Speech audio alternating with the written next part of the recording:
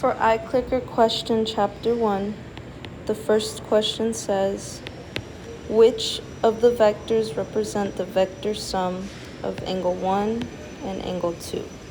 The vector sum means that we must place this line at the end of this line, and it can be represented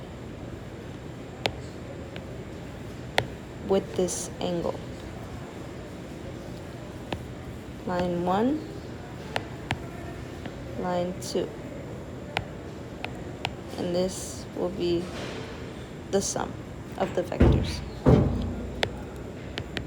Question 2 says to create a word problem. So, regarding the sum of vectors, I chose to do 5 meters to the right, 3 meters up, and another 8 meters to the right. This is vector A, this is vector B, and this is vector C. In order to find the sum, I know that vector A has these components: 5 for the y-axis and 5 for the x-axis and 0 for the y. The components for vector B are 0 and 3 because it isn't moving on the x-axis, it's going up on the y-axis 3 meters. And vector C has components of cx equals 8 and cy again equals 0 because it is not moving anywhere on the y-axis, it is just moving on the x. And now we add the resultants, or the sums of x are 5 plus 0 plus 8, which is 13.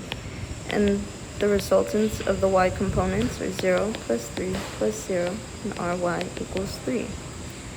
Because now we have these two values, we can find the magnitude.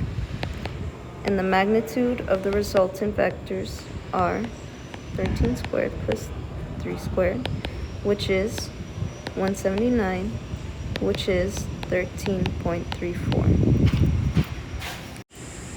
The direction can be found using this equation, y over x.